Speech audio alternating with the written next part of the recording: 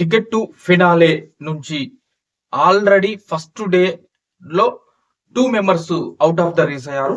మరి second day అంటే ఈ రోజు హౌస్ లో జరిగినటువంటి ఈ రోజు మనకి రేపు లైవ్ లో వస్తుంది.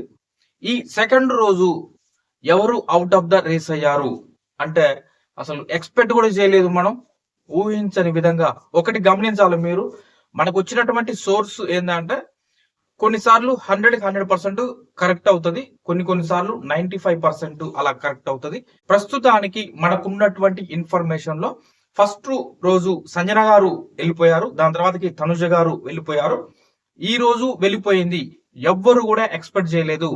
ఈ వారం టికెట్ టు ఫినాలే కొడతా చూపిస్తా అని ఛాలెంజ్ చేసినటువంటి డేమాన్ పవన్ టికెట్ టు ఫినాలేకి దూరం అయ్యారని అయితే, అదే విధంగా ఇంకొక పర్సన్ కూడా టికెట్ టు ఫినాల్ నుంచి దూరం అయిపోయారు. ఇక మిగిలింది ఎంతమంది అన్నట్లయితే ఉన్నది 8 మెంబర్స్.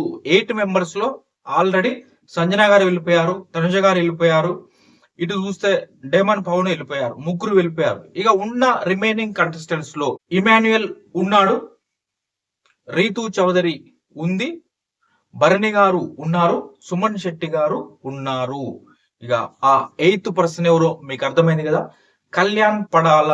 తను టికెట్ టు ఫినాలే రేస్ నుంచి అవుట్ అయ్యారనే సమాచారం వస్తుంది. ఇది కొంతవరకు అతనికే మంచిది, టికెట్ టు ఫినాలే గెలుచుకోకపోవడమే మంచిది. ఎందుకంటే ప్రతి వారం కూడా నామినేషన్స్ లో ఉంటూ ఆ కనెక్షన్ ఆడియన్స్ తోటి, ఆ కనెక్షన్, ఆ బాండింగ్ అనేది, ఆ కమ్యూనికేషన్ అనేది దూరం కాకుండా ఉంటది. కొంతవరకు ఈ వారం క్యాప్టెన్సీ టాస్క్ వల్ల అతను నామినేషన్స్ లోకి రాకపోవడం వల్ల కొంత సరే ఆల్మోస్ట్ కొన్ని పోల్స్ లో చూస్తే ఏ మాత్రం తగ్గినట్టు అనిపించట్లేదు. ఎందుకంటే కళ్యాణ్ ని కూడా ఇంక్లూడ్ చేసి ఎవరు విన్నర్ అవుతారు అని పెట్టినటువంటి పోల్స్ లో కళ్యాణ్ కి మంచి ఓటింగ్ జరుగుతుంది. కానీ ఎందుకైనా మంచిది, అతను నామినేషన్స్ లోకి రావడమే బెటర్. మొత్తానికైతే ఆ టికెట్ టు ఫినాలే రేస్ నుంచి కళ్యాణ్ కూడా వెళ్ళిపోయాడనే సమాచారం ఉంది. ప్రస్తుతానికి మనకున్న సమాచారం ఫస్ట్ డే సంజన గారు, తనుజ ఇద్దరు ఎలిమినేట్ అయిపోయారు.